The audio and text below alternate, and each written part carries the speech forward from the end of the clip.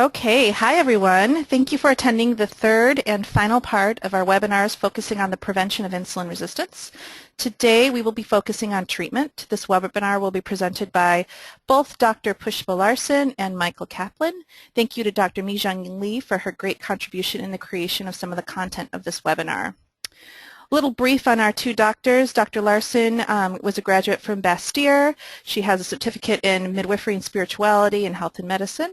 She was a research clinician for a long time with Bastyr and also had a practice for about 10 years before she came to work with us here. Dr. Kaplan, also a graduate of Bastyr, also a licensed naturopath, also did have a practice focusing on inflammatory and autoimmune diseases before he came to visit us here, and now he's a member of our team, and we're really excited to have them both here. Both of them consult on with hundreds of doctors every year on the use and interpretation of 24-hour urine hormone profiles as well as other tests offered by Meridian Valley Lab, especially this wonderful glucose insulin tolerance response test that we're offering and talking about today. So just a little note, please feel free to type in questions as they come to you, but we're going to hold off answering them until the end of the presentation because we have a lot of material to present to you today. So without further ado, I'm going to introduce to you Dr. Pushpa Larsen.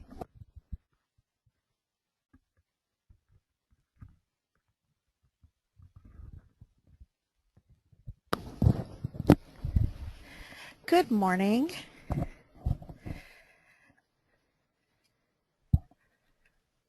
Let's see. Let me get this going here. There we go. So part one was we talked about foundations of insulin resistance. That was Dr. Kaplan about a month ago. And then 2 weeks ago I presented on insulin resistance assessment, testing, and monitoring. And today we're going to be talking about treatment strategies, as Dr. Alvarado already mentioned. So I just want to bring this slide out again, which Dr. Kaplan started in the first webinar, looking at all the different contributors to insulin resistance. And today, when we're talking about treatment, we're not necessarily going to be organizing our treatment strategies around these contributing factors, but we will be addressing all of them in our treatment strategies. So in looking at treatment strategies, we're going to take three approaches.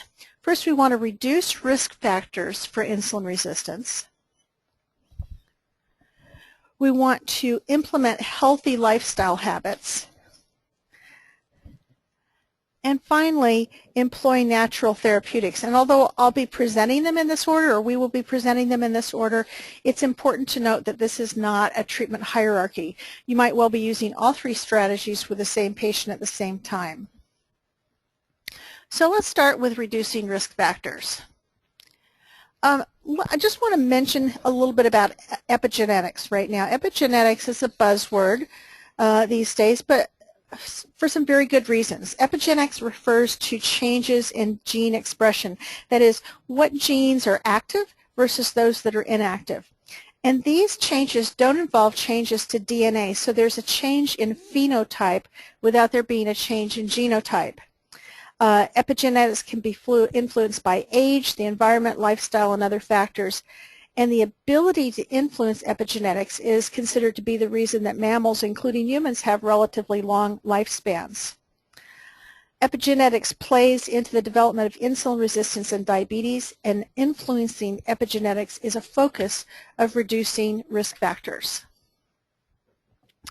So the risk factors we're going to focus on reducing in this presentation are those that occur in utero and in early childhood, toxic exposures that could occur any time in life, and certain medications that may increase a person's risk of developing insulin resistance or becoming diabetic. So let's begin with reducing risk factors in early childhood and in utero. Dr. Kaplan mentioned in his first presentation the importance of maternal nutrition in the later development of insulin resistance. So inadequate nutrition, especially protein, can lead to the development of a thrifty phenotype, that is, a a child who is more prone to want to hold on to calories and nutrients because the body has developed a sense that there may not be enough. And that can be due to excessive nausea and vomiting in pregnancy, might be due to someone who's just not eating enough because of concerns about body image. And then on the other hand, we have gestational diabetes or an excessive nutrition, you might say, and that can also predispose a child to the development of insulin resistance later in life. So I think we should not underestimate the value of patient education and counseling to make a difference in this phase of life. Don't forget that the word doctor comes from the Latin docere, which means to teach. Okay, here's a really interesting British study published just last month. They were looking at the impact that maternal factors in pregnancy as well as duration of breastfeeding have on obesity in children. They followed 991 children whose mothers were recruited into the study before they were actually pregnant. And in this article, the children had been followed through age 6, but the study is ongoing. So they identified 5 important risk factors: maternal obesity, excess weight gain during pregnancy, smoking, low maternal vitamin D, by which they meant less than 64 nanomoles per liter. We're usually, most of us, more familiar with vitamin D expressed in nanograms per milliliter. And so I have the equivalent there of 25.4. So low maternal vitamin D, less than 25 nanograms per milliliter. And a breastfeeding duration of less than 1 month. So the results for children who had 4 to 5 of these risk factors compared to children with no risk factors were that the children with 4 to 5 risk factors at age 4 were 4 times more likely to be overweight or obese than children who had no risk factors. Their body fat mass was 19% higher. By age 6, the risk of being overweight was nearly 5 times that of children with none of the risk factors, and body mass was nearly 50% higher. Pardon me. This would be a 23-pound increase above the weight of an average 45-pound 6-year-old. And these results were independent of diet and activity level of the children. So you can see that good maternity care is really where we need to be starting when we're looking at reducing the risk for people becoming diabetic or developing insulin resistance.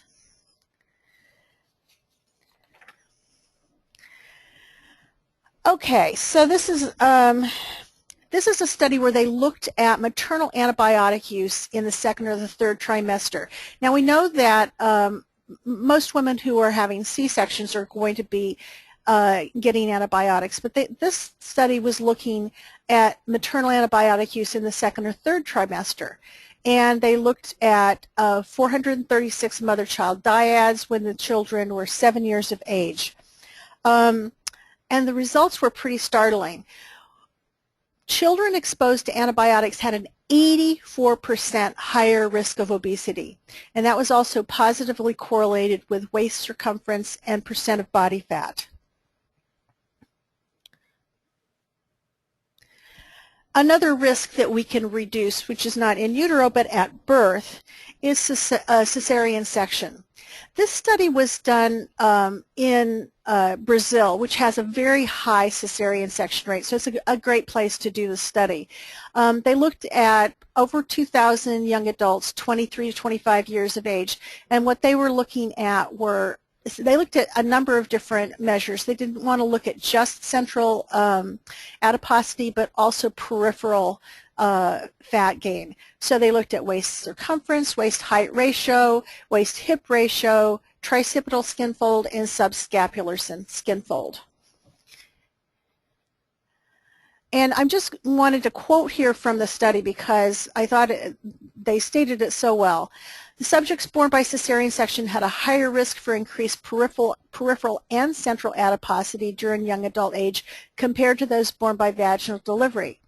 The association of cesarean section with adiposity was consistently observed for all indicators and was robust after adjustment for a variety of early life confounders.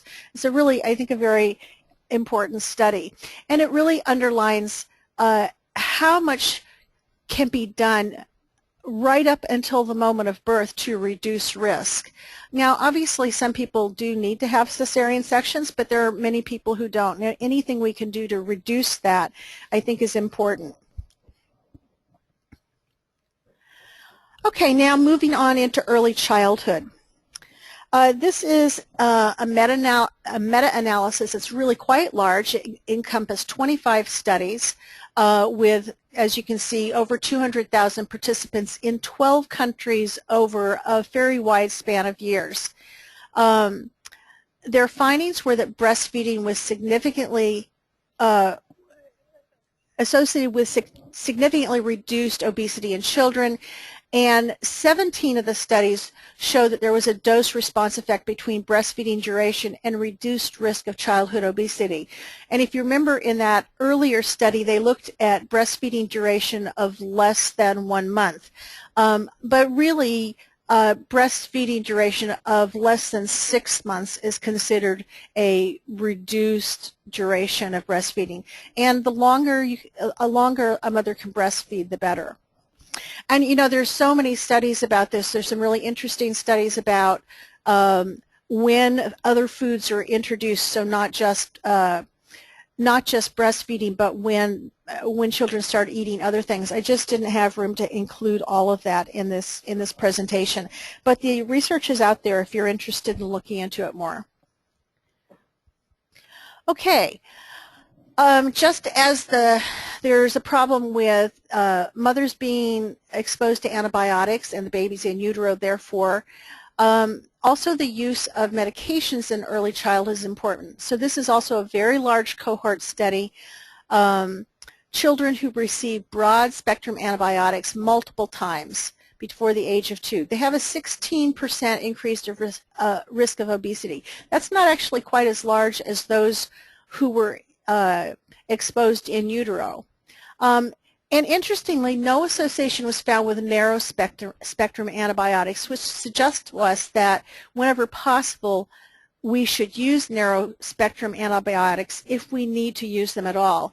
And certainly, to whatever degree we can reduce the use of antibiotics with children, we should. And, you know, a very high percentage of children, more than 2/3, receive an antibiotic more than twice before the age of 2. There's also a higher risk of obesity in children who have received steroids, and that is most likely, when we're talking about steroids, we're talking about inhaled steroids for children who have asthma. So anything we can do to reduce exposure to those medications in early childhood will also reduce the risk for later development of insulin resistance and obesity. So how can we reduce our risk in early childhood? Well, we want to supplement probiotics in children who were born via C-section, children whose mothers had antibiotics during labor, children who were unable to or did not breastfeed for at least 6 months, and children receiving antibiotics or steroids. And I would actually add to that any child who shows any sign of any kind of digestive dysfunction, you know, whether they're constipated or have diarrhea or they just have poor digestion, probiotics are going to be important. You know, actually, when I had my practice, I did a lot of pediatrics, and I gave probiotics to just about all kids, and I think it is not a bad thing to do. Okay, another thing for reducing risk in early childhood, remember the mothers, if they had low vitamin D levels, their children were at increased risk for obesity. Children themselves have an 80% reduced risk of developing diabetes if they're taking cod liver oil with vitamin D in it. There's certainly higher diabetes in northern countries and states, which suggests that vitamin D might be a factor. And children who are actually vitamin D deficient have a 300% increased risk of diabetes. So obviously we want to optimize our maternal levels during pregnancy and optimize levels in early childhood. So going back to epigenetics, this is from the American Journal of Clinical Nutrition, this study that was just published last month. They said early life may be a critical period when appetite and regulation of energy balance are programmed, which has lifelong consequences for the risk of gaining excess weight. So obviously interventions to prevent obesity and reduce the risk for diabetes must start early, even prior to conception. Okay, that's all I'm going to talk about in terms of early childhood and pregnancy, and obviously that could be a whole webinar on its own, but that's what we're going to leave it at for now. Okay, next is reducing exposure to toxins. We want to avoid or minimize exposure to obesogens. Obesogens, that Dr. Kaplan brought that term up in the first webinar. These are endocrine disrupting chemicals which are found in higher amounts in the blood of people with prediabetes and diabetes. They can be found in foods, in cigarettes, in prescription drugs, plastics, pesticides, and many other things. And going back to this slide that Dr. Kaplan presented before, we have a list here, and this is not an exhaustive list. There are many more. I want to focus, however, on a couple of the chemicals. Oh, actually, I'm going to artificial sweeteners first, then we'll go to the chemicals. So artificial sweeteners would also be considered an obesogen because they can increase insulin resistance. So there was this study was done, this was just published last year in Nature, and the question they were answering is there an association between artificial sweetener intake, blood sugar metabolism, and gut microbiota? And we know that from Dr. Kaplan's presentation that the gut flora is really important in terms of maintaining good blood sugar regulation. So they looked at 381 non-diabetic subjects, and those who used the greatest amount of artificial sweeteners had higher fasting glucose levels, poorer glucose tolerance, altered gut microbe profiles, and the findings were dose dependent. So the more artificial sweeteners they used, the worse their profiles were. Now going on to the chemicals. So BPA and PFOA, PUFAs, well, it's not PUFAs, but PFOAs, I guess we would call it. So these are a couple of things that can be especially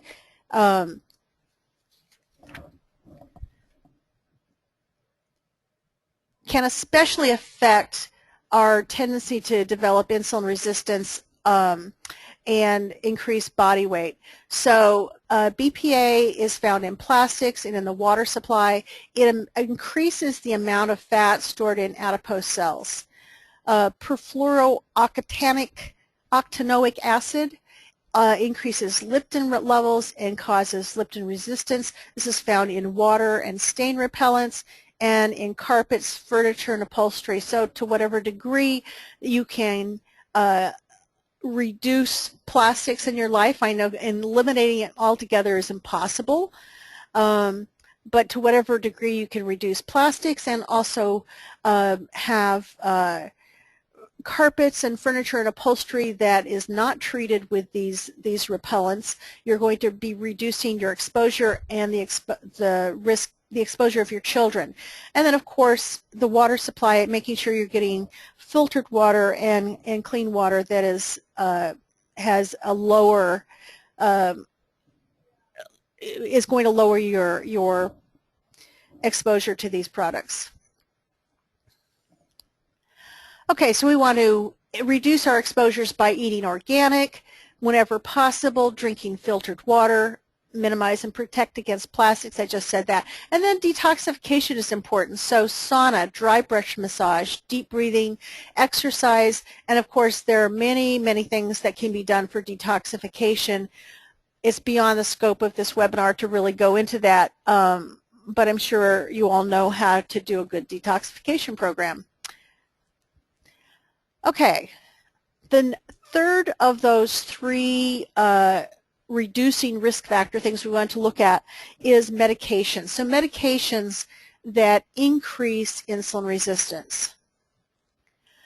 So many people are using statins, and we see them, being used more and more. Recently, I think Dr. Kaplan probably alluded to it in his first webinar because it's one of his favorite studies, articles in which they looked at that 75% of people who are admitted to hospitals with heart attacks have actually cholesterol levels that look pretty good according to the guidelines. And of course their response to that was, well, we need to make the guidelines even lower because too many people are still having heart attacks.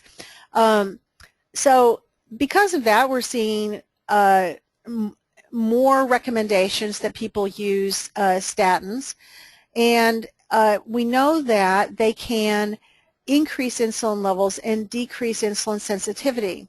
They also impair mitochondrial function by inhibiting production of CoQ10, and we know that mitochondrial function is important in terms of insulin resistance.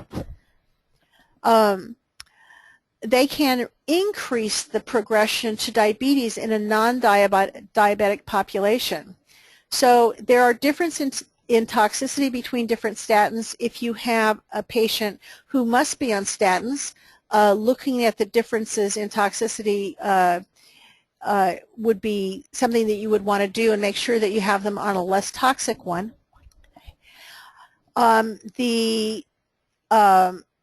And of course, if you can get your patients off of statins to begin with or keep them from going on to begin with, that's going to make a big difference. Blood pressure lowering medications, thiazide diuretics can decrease insulin sensitivity primarily because of potassium depletion, and that can be mitigated somewhat by potassium supplementation, but not entirely. Beta blockers decrease insulin sensitivity in skeletal muscle via a number of different mechanisms. Steroids such as prednisone, cortisone, and synthetic progesterones, oral injection and implant, all of those can increase insulin resistance.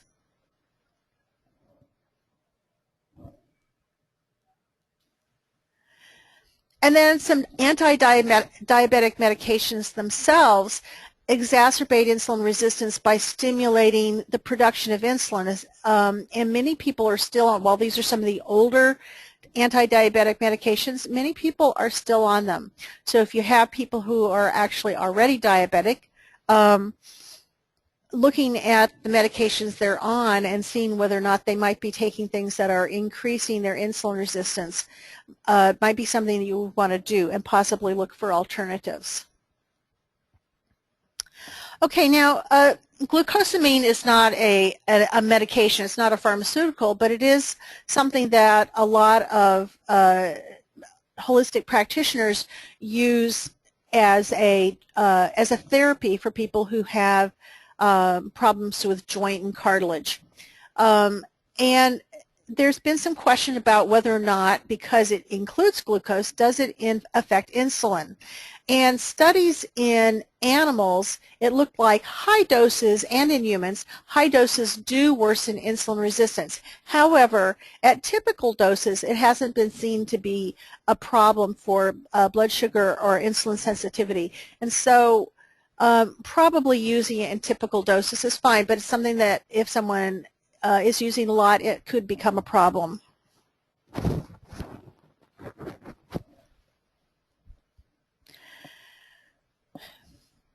Okay, so when your patient's already taking or needs to take medications, we're going to test for insulin resistance using the GTIR test. Avoid those that are most likely to increase insulin resistance, and supplement to counteract adverse effects. I'm not going to finish reading the slide to you. I just got to note that we're already at the halfway point, so we're going to move more quickly through the rest of this. Okay, secondly, implementing healthy lifestyle habits. So that was the second part of our treatment approach. And in this, we're looking at improving sleep, improving insulin sensitivity with exercise, and establishing healthy eating habits. So Dr. Lee has a friend who is a sleep specialist, an MD who's a sleep specialist, and she asked him one time, what is the best way to deal with sleep issues in patients?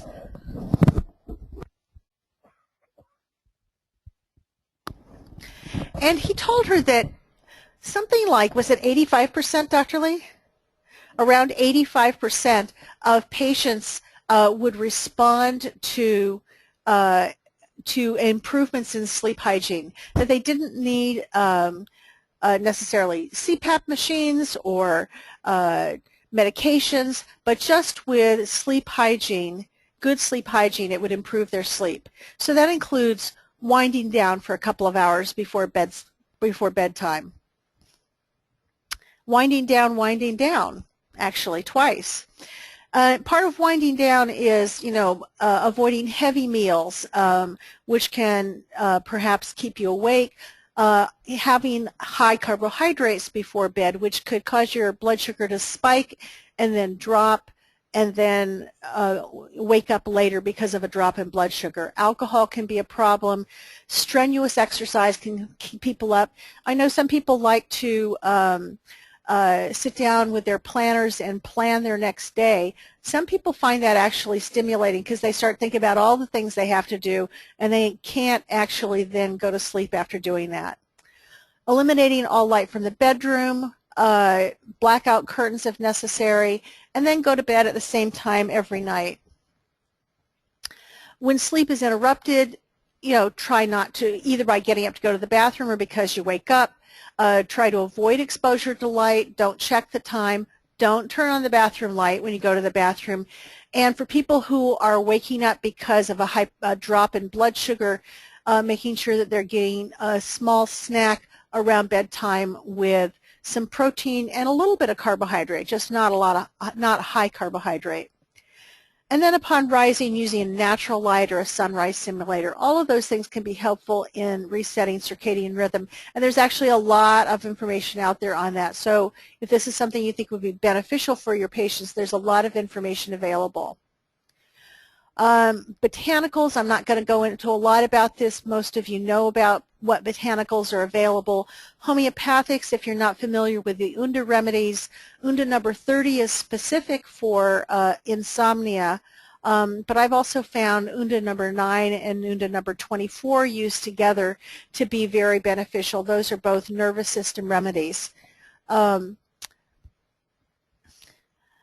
Nutrients and substrates, gamma glycine. Glycine is something that Dr. Wright uses and recommends, and we have seen it to be really beneficial. There's some nice products out there that have glycine in them, or a combination of glycine and melatonin. Again, I'm not going to read through all of these to you. Hormones, melatonin is the obvious one, and progesterone can be really helpful in improving sleep, especially oral progesterone seems to work even better than a transdermal progesterone. Obviously, that would be in someone who is progesterone deficient. Okay, this is kind of my favorite thing. I think that whenever we can not use medications, that's always a good thing. And so guided imagery and visualization for sleep. This is a great website, healthjourneys.com. They have a ton of titles. They have a very long list of titles for all different kinds of conditions, and certainly many for sleep as well as for general stress reduction. They also have an app, an iPhone app that you can play that helps. It's just short guided imagery. They have a free app, which is fairly short, and then they have one that you pay for. And then this second app here by Bonsai Labs uses binaural brainwave entrainment to to help induce deep sleep. And they actually, this one that has 30 binaural programs has things for waking up as well as going to sleep. So improving insulin sensitivity with exercise, that's our next area. And what we want to look at is what kind of exercise is best. Do you need to be a runner to have healthy glucose and insulin patterns? We're going to look at aerobic versus anaerobic, that is weight training, and we're going to look at short duration exercise. So let's look at runners versus non-runners first of all. Traditionally, high-volume aerobic training reduces cardiovascular and metabolic disease risk. So you can look at the table and see that between the runners and the non-runners, the runners had a much better metabolic or profile of all of these parameters: body weight, triglycerides, HDL, all of these things, their parameters were better. But it took them 58 miles a week for 13 years to accomplish that. So while that may be true that runners have a better profile, it may not be the most practical solution for your patients. Most patients do not have the time or the inclination or perhaps the body type to be doing that much running. So what is an alternative to that much running? So we want to look, this is a study that looked at aerobics versus weight training. And they were using people with a very low calorie diet, 800 calorie liquid diet. And of course, that's not necessarily something you would recommend to your patients, but they wanted to look at what is the effect on different types of exercise. Because with a low-calorie diet that restricted, what you're going to see is a lot of loss of muscle. So they randomized people into two groups. So it was a small study, 17 women, 3 men. Their mean weight was 209 pounds, 38 years of age. They were on this diet, and they looked at weight, body composition, aerobic capacity, resting metabolic rate. So half of them were randomized to aerobic exercise plus this 800 calorie diet. So the aerobic exercise was 1 hour of walking, bicycling, or stair climbing 4 times a week. The other half were randomized to weight training along with the diet, and that included 10 stations, which had two sets of 8 to 15 reps, increasing to 4 sets by the end of 12 weeks. So at the end of, and that was 3 times a week. So the first one was 4 times, and the weight training was 3 times a week. So after 12 weeks, so the total weight loss in the aerobic group was 37 pounds on average, not total for the group, total per person average. And for the weight training group, it was only 34 pounds, so it looks like the aerobic group did a little bit better. But when you look at fat loss, or muscle loss, I would say, the aerobic group lost 10 pounds of muscle, and the weight training group lost no muscle at all. So when you look at fat loss, the weight training group actually lost more fat. And there you see it. Then, looking at metabolic rate, the resting metabolic rate for the aerobics group went down by 210 calories, and it went up by 63 calories for the weight training group. So the take-home here is not that aerobic exercise is bad, but it is very important to do weight training also. Now we're going to look at high-intensity, short-duration exercise. Remember the runners who ran like 58 miles a week for 13 years. Like I said, some of your patients are just not going to do that, maybe a lot of them. And this is looking at extremely short duration, high-intensity interval training. And this is done with 16 young men, and they were sedentary or recreationally active, so not people who were like regularly active. And they did 6 sessions over 2 weeks. Now each session included 4 to 6 30-second sprints they were cycling. And then they had 4 minutes of recovery between sprints, which meant each session had only 2 to 3 minutes of active exercise. They had 1 to 2 days of rest between sessions, which meant that over the 2 weeks, they only had 12 to 18 minutes of active exercise. That means at the sprint level. So what were the results? They were looking at baseline, and at 2 weeks, they looked at aerobic performance and responses to a 75-gram glucose load. They looked at both insulin and glucose.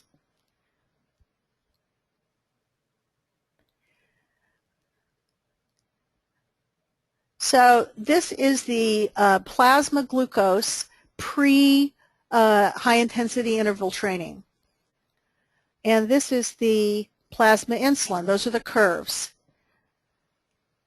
Now this is post-HIIT training. So the plasma glucose, you can see the area under the curve is much lower for the post-training, and the same thing with the insulin. And if you remember from the session 2, the area under the curve is really quite important.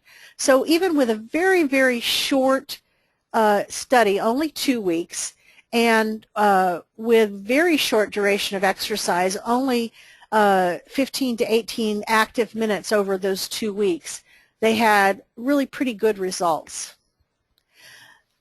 So I'm not going to really talk about these charts. This is really to give you an idea of the difference between aerobics and resistance and the benefits of each of them.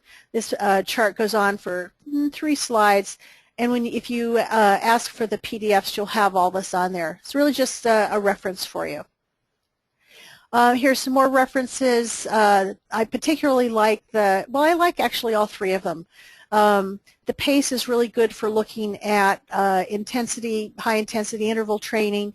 And then Mike Mutzel's book over on the right is just really a wonderful resource for all kinds of things about exercise, sleep, diet, many things. Okay, so goals of dietary change. We want to decrease inflammation.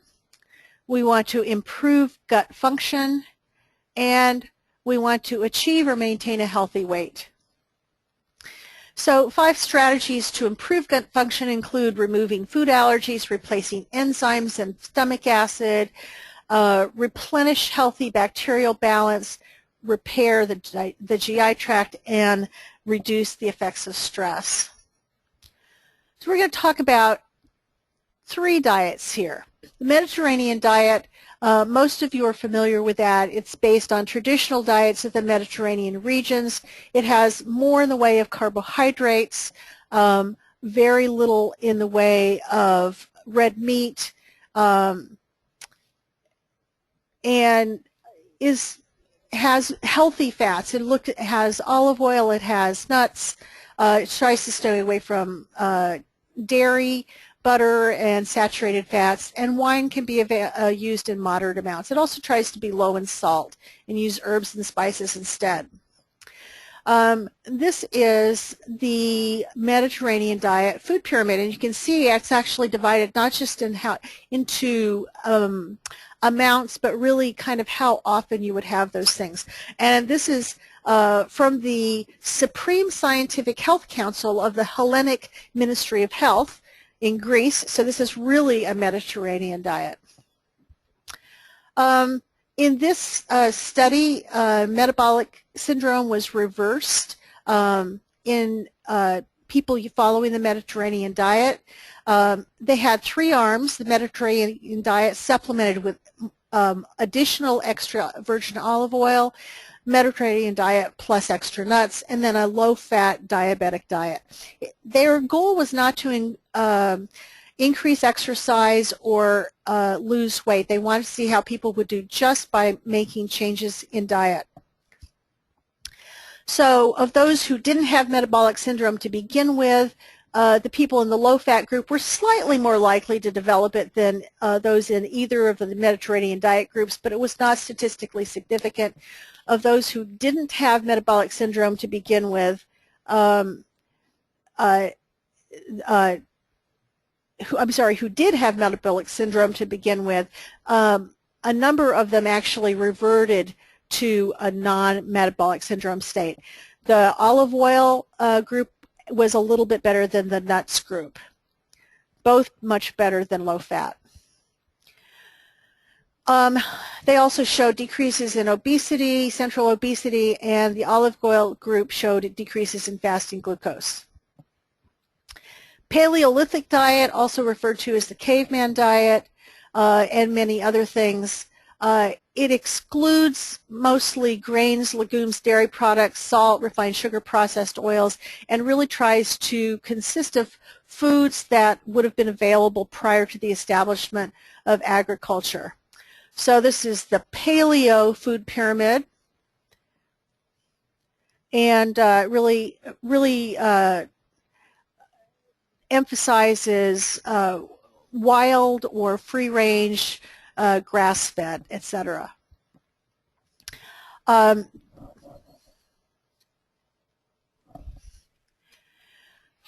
Okay, I am going to skip over this. You can look at this on the slides. We really have a lot in this webinar. The paleo diet, there's definitely some good studies behind it. Oh, those little boxes are supposed to be arrows. So it increased, so with all of these, they were decreased except for the HDL cholesterol was increased with the Paleolithic diet. Ketogenic diet, I just want to mention here because people have been using it. It is very high in fat. As a matter of fact, there's another diet pyramid that shows 65% fat and very low in water, actually. There's some theories about how it works and why it works, but there are definitely some cautions. And in looking at the research, I found multiple animal studies that suggest that a long-term ketogenic diet may actually decrease beta cell mass and increase insulin resistance. So I think there are conflicting studies about the benefit of it, and you should use it with caution, and definitely it should be used under the supervision of a doctor. Okay, I am going to turn this over to Dr. Kaplan now, and he has got a lot to go over with you, and I'm sorry for taking up so much time, Dr. Kaplan.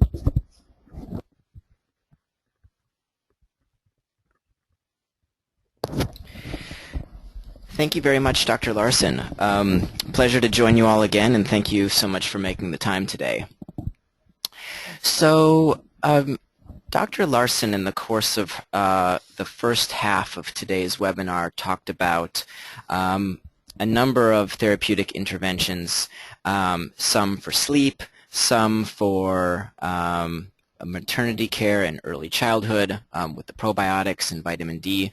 We're now going to take a little bit of a deeper dive into more adult-oriented insulin resistance, insulin sensitivity, modulators as such. So let's go ahead and get started.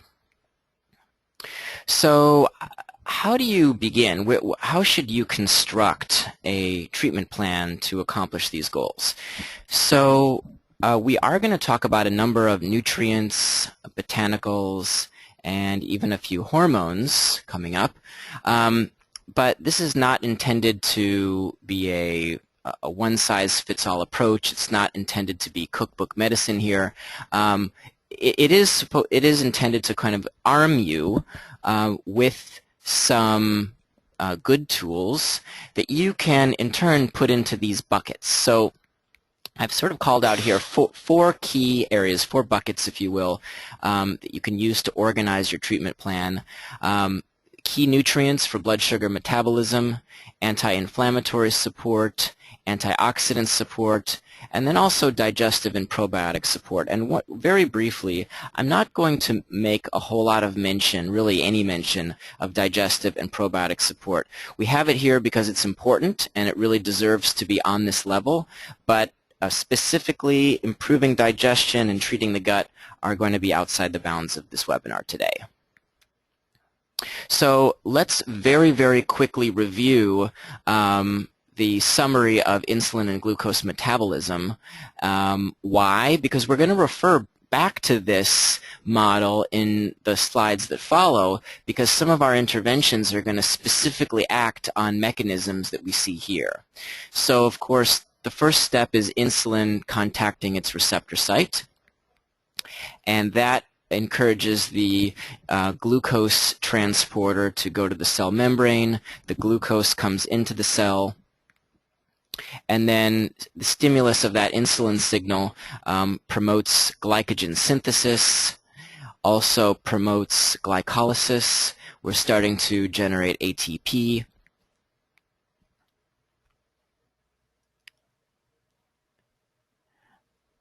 And also we are constructing fatty acids through beta oxidation, or excuse me, through fatty acid synthesis. Okay, and then also very quickly by way of review, we have this very important molecule that, again, we're going to talk about again and again in the slides that follow, called AMPK, adenosine monophosphate kinase. And when we eat, obviously this is going to happen, so it's not entirely bad, but we decrease AMPK. But by reducing caloric intake, by also exercising, we're going to increase AMPK. So obviously this is a balance. We want to have, we want to promote AMPK when possible. And that's going to go to increasing our mitochondria quantity. It's also going to promote fat burning as well as glucose burning. It's going to decrease hunger signals, and it's going to improve insulin sensitivity. Also going to have some advantageous blood lipid effects. Okay, so with that review under our belts, let's go ahead and talk about some key nutraceuticals. So first up, omega-3 fatty acids. So this is going to fall into our reduce inflammation category. By the way, those four buckets, if you will, those four strategies for therapeutic intervention, natural agents don't cleanly fall into one of those four categories singly. There's a lot of overlap between anti-inflammatory support, antioxidant support, etc. So just wanted to make that clear. But in the case of omega-3s, it's, the model that we use to understand this is primarily as decreasing inflammation, but it's going to impact the whole body in a very profound way. So in this particular paper, believe it or not, they quantified the number of deaths due to omega-3 fatty acid deficiency. Pretty amazing. They were able to put a number on it. And on the list of preventable death, and they're talking about preventable death from dietary, lifestyle, and metabolic causes, low omega-3 intake was 8th on that list. So this is something that we should take a look at for all of our patients. Now, in terms of the best way to support or supply, I should say, omega-3 fatty acids, we're really going to make an argument here that fish oil is the best way to do that. And the reason is because when we take in omega-3s from plant sources, an example of that would be from flax seeds, and I don't mean to pick on flax, but it's just it's a good example of a plant source. It will eventually go to EPA and DHA, but it's a very torturous, inefficient process to traverse these desaturase enzymes. We can do it as humans, but it's very inefficient. And it's the EPA and DHA that really are sort of the currency, if you will, that we use to create these anti-inflammatory eicosanoid messengers, these prostaglandins and these leukotrienes, and specifically, for those who are really into this stuff, the series 3 and series 5, respectively, prostaglandins and leukotrienes. So if we provide EPA and DHA direct from fish or fish oil, then we're cutting out the desaturase enzyme steps, and we're sort of jumping right to the brass tacks, if you will. And then secondarily, this is going to be an alternative to the omega-6 pathway, which obviously is still important and still essential, but too much omega-6s and an over-reliance and overabundance of omega-6 is going to favor pro-inflammatory messengers, and so that's how fish oil, just as a reminder, works to decrease inflammation. Many studies on fish oil for all kinds of different health benefits, but in this case, for improving insulin sensitivity, this was an observational study that unfortunately didn't record the exact amount of fish oil that the patients took, but nonetheless, the patients who took the most fish oil as measured in tertiles had many benefits in terms of glucose and insulin metabolism. Also a decrease in CRP. That's a pretty phenomenal decrease, 41%. Okay, switching gears to probably one of the most considered nutrients for insulin sensitivity is chromium. And chromium works in many different ways. It promotes, it helps the insulin to bind more efficiently at its receptor site. It increases the number of insulin receptors. It helps move the glucose channels to the cell membrane. That's called the translocation of glucose channels. And it also increases AMPK. And it's thought, at least academically, that chromium might actually be an absolute requirement for the most efficient action of insulin. So we're not really going to achieve the most effective insulin action without chromium sufficiency. So back to our schematic, we see all of the different places that chromium supports this process. And one other factor that I didn't mention about AMPK earlier is that it actually, apart from supporting mitochondrial health and all of those other things, it actually helps with the production of glucose transporters. Okay, now despite all of this good information and positive detail on chromium, there have been some mixed reviews in terms of chromium's true effectiveness. But last year, a combination review and meta-analysis did show that when chromium was used as monotherapy, there were the following benefits here. Decreased hemoglobin A1C, decreased fasting plasma glucose, and increased HDL. By the way, a lot of the studies that you will encounter when it comes to chromium or the rest of the nutrients and other interventions that we're going to look at, as scientific papers will attempt to do, they will attempt to isolate variables, and they will attempt to use these agents as singular interventions. And of course, that's not how it works in real life. We're going to use multiple approaches. We're going to be comprehensive in our outlook. And so when a singular agent didn't necessarily bring about fantastic results, it's not exactly a disqualification in my mind, because in reality we're not going to use just chromium and nothing else. But in this case, with this review and meta-analysis, there was a favorable observation recorded. Magnesium really could have been first on the list because its impact on biochemistry and metabolic pathways is so vast, upwards of 320 metabolic pathways impacted by magnesium.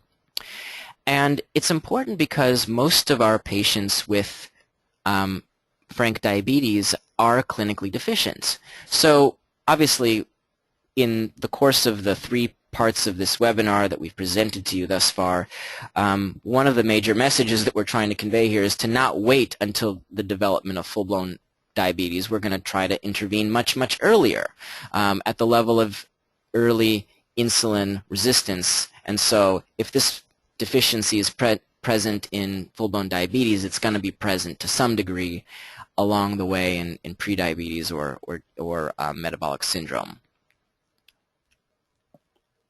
Okay, so in terms of what magnesium does for us mechanistically, it's also going to improve the action of the insulin receptor.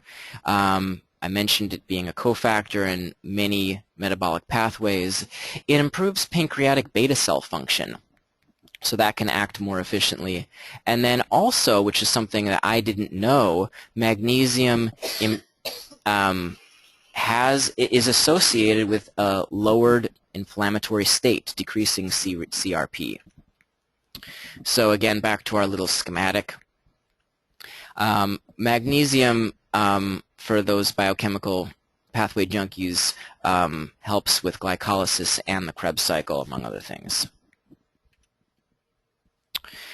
So dietary magnesium intake inversely associated with metabolic syndrome, and then very interestingly, again from last year, for every 100 milligrams a day increment in magnesium, the overall risk of having metabolic syndrome was lowered by 17%. Now obviously this is going to be a little bit of a self-limiting intervention, because at some point the body's not going to be able to handle a certain level of magnesium. There's a very profound bowel tolerance, and every patient is different in that regard. So this is not necessarily an infinite thing that we can ratchet all the way up as far as we might like to. Okay, one last look at magnesium here, just because it's so important. Can magnesium improve insulin sensitivity in people who are not deficient? This really caught my eye, because obviously if there's a deficiency, we're going to replete that. But if they're not deficient, what then? So this particular study looked at overweight men. They did have insulin resistance, but they all had normal serum magnesium levels to begin with. Now, obviously, whatever you think about serum magnesium as a test, it's probably not the most efficient test. Red blood cell magnesium probably a little bit better, but in any event, that's what they looked at. So the magnesium that was used here was actually magnesium aspartate. The magnesium group had a number of benefits, and so really deserving to be a part of just about any insulin sensitivity treatment plan. Another very important nutraceutical is alpha-lipoic acid. It's a really powerful antioxidant. It increases AMPK and adiponectin. It does also many, many other things that I haven't listed here. Is produced in low amounts in the body. But for this one, you know, the primary source is going to be in supplementation form. Here's our AMPK promoting reminder. And we also know about alpha-lipoic acid's impact on mitigating diabetic complications. And one of the ways it possibly does this is by protecting cells from the glycation or the glycosylation process and reducing the net formation of advanced glycosylation or glycating end products. Very, very detrimental byproduct to increased blood sugar in the first place. Now, vitamin D is another thing I just want to circle back to. My colleague Dr. Larsen mentioned this earlier in the presentation. And this was a separate study, by the way, that came to a very similar conclusion.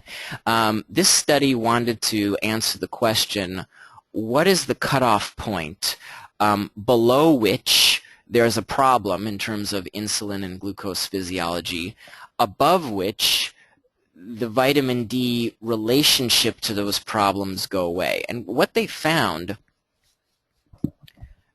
is that when patients had a blood level of 26 micrograms per liter, which is the same this is the same as nanograms per milliliter, by the way.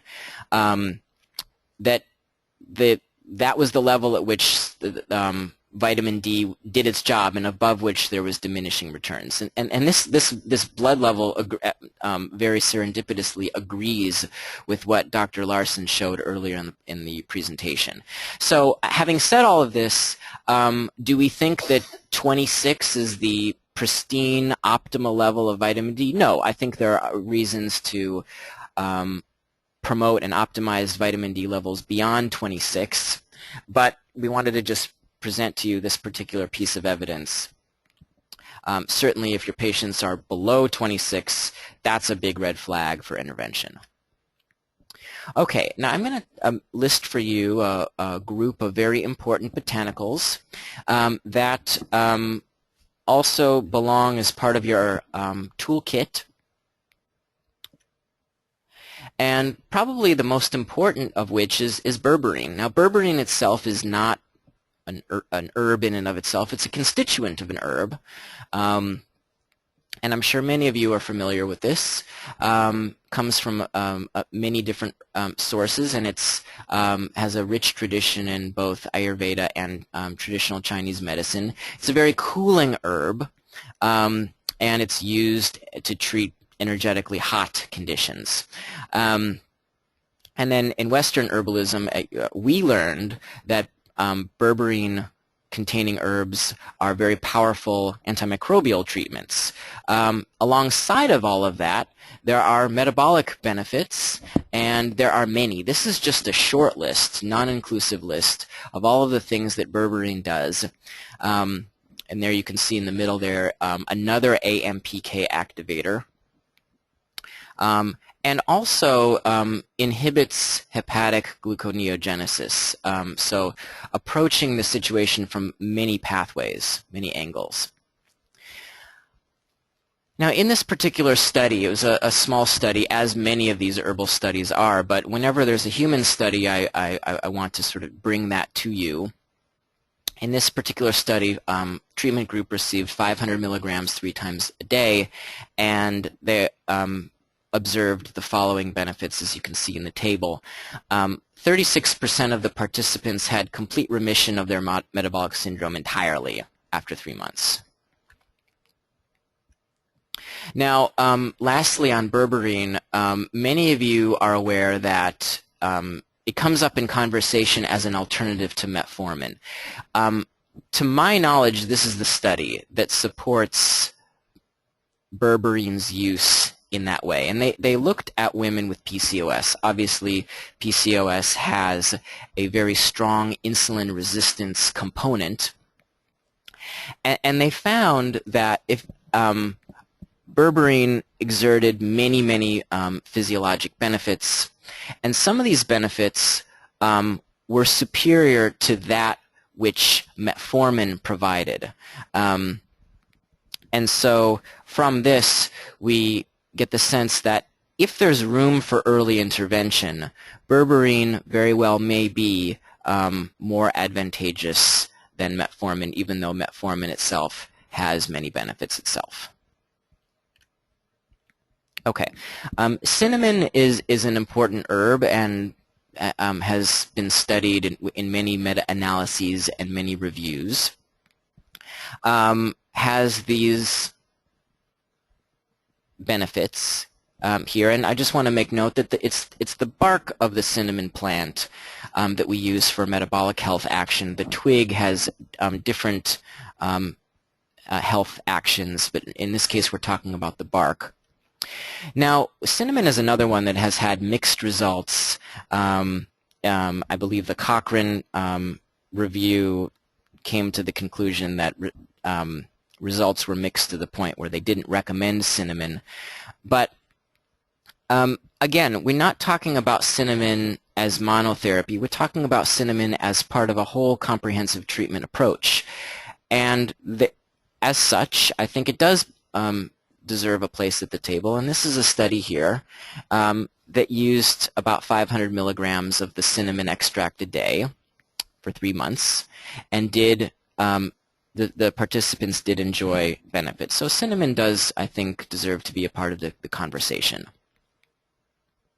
You can see here in graphical form how the blue cinnamon extract had statistically significant action on fasting blood glucose, systolic blood pressure, percent body fat, and lean mass.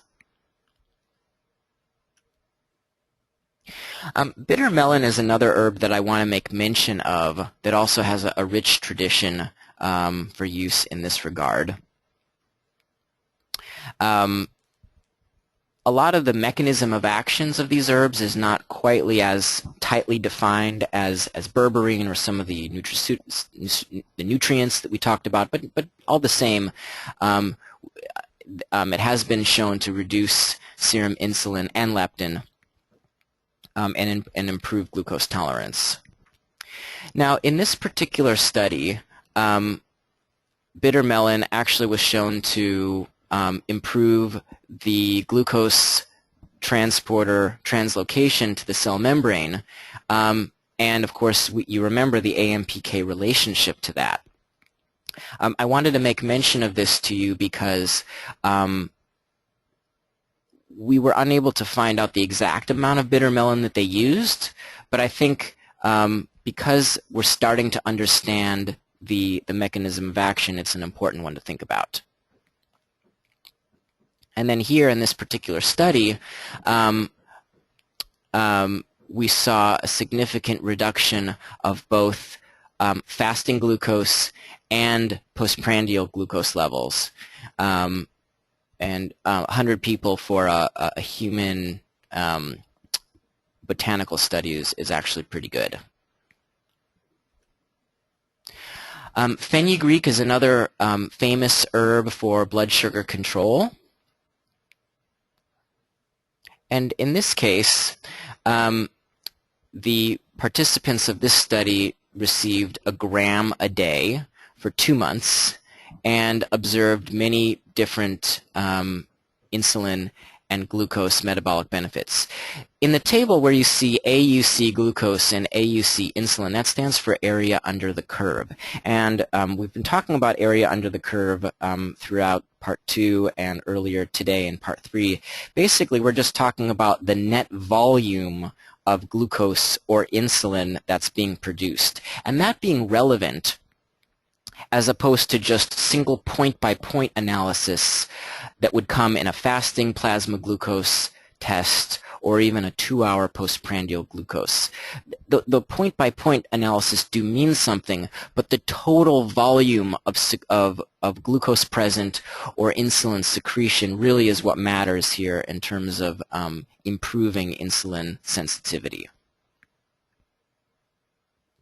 Okay, as we wrap up our nutraceutical and botanical interventions, I just want to make mention of our special Pattern 5 scenario. If you recall, Pattern 5 in our glucose tolerance insulin response test is the pattern at which we see decreased insulin levels. We see high glucose, but basically an insulinopenic pattern. Essentially what we're talking about here is sort of the beta cell burnout pattern where we have sort of a later stage insulin resistance scenario, probably full-blown type 2 diabetes, and the body, the beta cells of the pancreas are just not able to make the insulin levels that it once did. And of course, we have many classes of drugs, the sulfonylureas as an example, that increase endogenous supply of insulin as a compensatory reaction to this sort of end-stage sort of beta cell burnout scenario. So enter niacinamide as a nutraceutical that actually has been shown to improve insulin levels as measured by C-peptide in patients with later stage type 2 diabetes. So as an adjunct or possibly as an alternative to some of these medications, you can consider niacinamide along with some of the other interventions that we've already talked about. And then gymnema is an herb that does a similar net function. This is interesting that in India it's called the destroyer of sugar. Well, in this case, the way it does that is by improving insulin output. And this is not something that it's going to do to a pharmacologic level necessarily, because natural products don't act that way. But basically, gymnema, again, was shown to improve insulin and C-peptide levels. So this is something that you could perhaps use in concert with niacinamide. Another intervention that we didn't have time to list today, but you can look up, is GABA. GABA had a similar effect. So you may consider combining those three for the pattern 5 type scenario. Okay, we're going to wrap up by just going through a few hormonal interventions. We've talked about sleep and the importance of insulin sensitivity throughout the course of our webinar series, and I just want to quickly make mention that the beta cells have melatonin receptors. Now, many research studies measure melatonin by one of its primary metabolites, which is 6-sulfathoxymelatonin. And just want to remind you that we measure in our 24-hour urine hormone panel, we measure melatonin as well as 6-sulfathoxymelatonin. So this is a way that you can assess your patients for insufficiency. But in this particular study, women with the highest quartile of endogenous melatonin had a 55 decreased risk of having insulin resistance in the first place. Really profound. DHEA, another important hormone, multidimensional to say the least. It peaks at around age 20 and then declines starting at age 25. By age 75, we've lost most of our DHEA levels.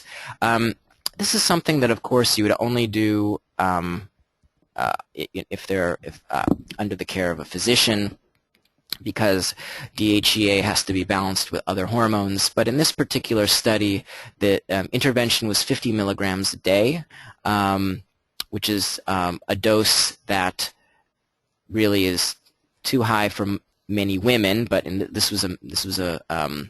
they did use female participants as part of the study, and there were many benefits. The male participants, fortunately, in the study had no significant PSA increase, not that we necessarily would have expected that, but they didn't. And there were a few female participants that experienced the stereotypical mild acne, which actually did resolve upon discontinuation of the DHEA and mild increased facial hair. So again, something to be done in concert with overall hormonal balancing. And testosterone is another hormone that we need to just make mention of, because despite the negative press that came from a few sort of poorly conducted studies having to do with heart health, maintaining normal mid-range testosterone values in men is a very, very important thing to do, not just for blood sugar control, but also for heart health and, in fact, all-cause mortality overall. Men with low testosterone levels are at risk for insulin resistance. So this is something to keep in mind as you're working with men's health. In sum,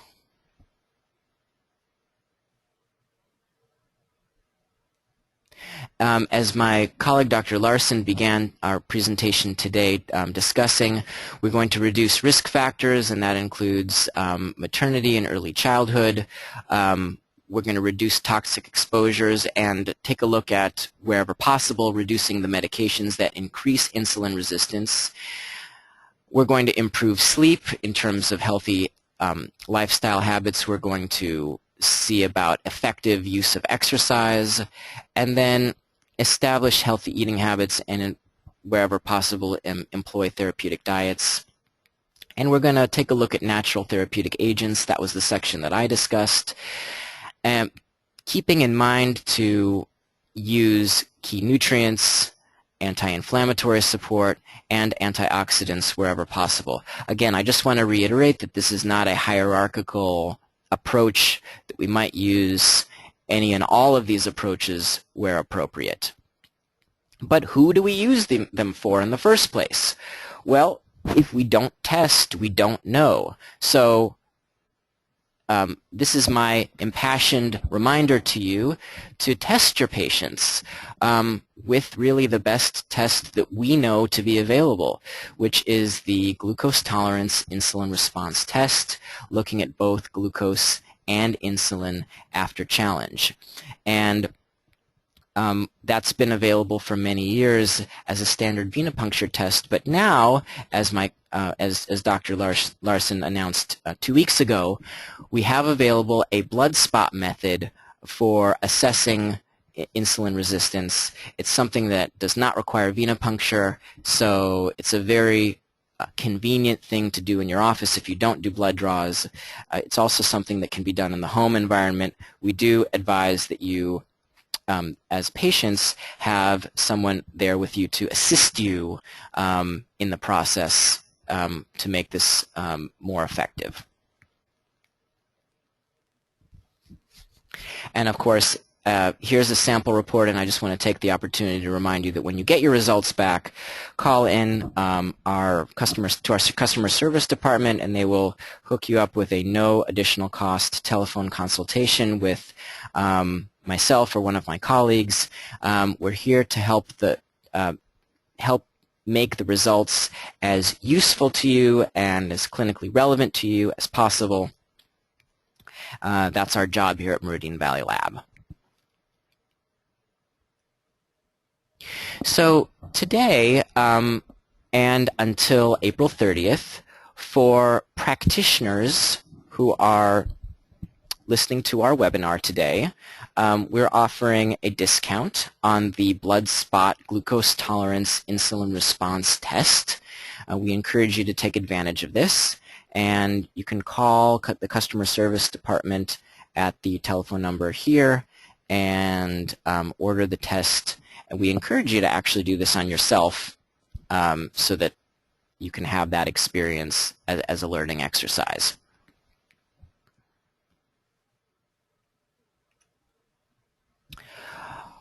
All right, let's go to questions.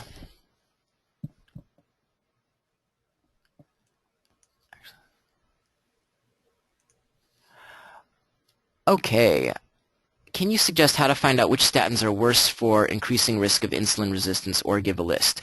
So, good question, and a very timely question, because just last week, major news stories hit the wire on the relationship between statins and insulin resistance. And I believe there was even a Time magazine article that went with all of this. So if you take a look at that, it will give you the list and give you some additional details. Also, if you look at MedPage Today, which is another news health-based news conglomeration website, they'll have some articles for you to take a look at. Okay, next question. I was told you only want 1 drop of blood per circle on the card. That's correct. In my experience, 1 drop does not completely fill the circle. Still only 1 drop per circle. Ideally, yes, it should be a big drop if you can do that. But yes, still only 1 drop per circle. I think the key to this is to hydrate yourself as much as possible in the day before the test, and even the morning of the test.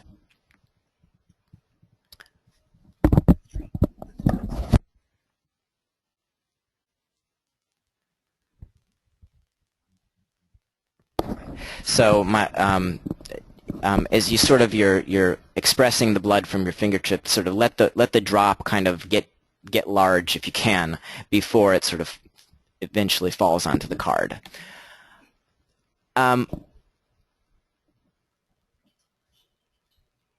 and this might be a good time to mention that this is or to remind that the glucose tolerance insulin response test is a 4-hour test. But if you only can collect the equivalent of 3 hours, that will be sufficient for our purposes. We do have a 3-hour version of this test, and it actually is slightly less expensive. So if you do only give us the equivalent of 3 hours worth of blood spots, that's okay. Next question, would 7-keto DHEA have the same similar effect on insulin resistance as DHEA? It's possible that it does. And to be honest with you, we didn't really look at the 7-keto form of DHEA. You'll have to pardon our bias against 7-keto DHEA. Not that it's harmful, but here as a laboratory, we prefer things that we can measure. And there aren't any tests at the moment for 7-keto DHEA, at least to the best of our knowledge. So on the other hand, you can measure DHEA in the blood, in the saliva, and in the urine, so we sort of focus in on that form which can be measured.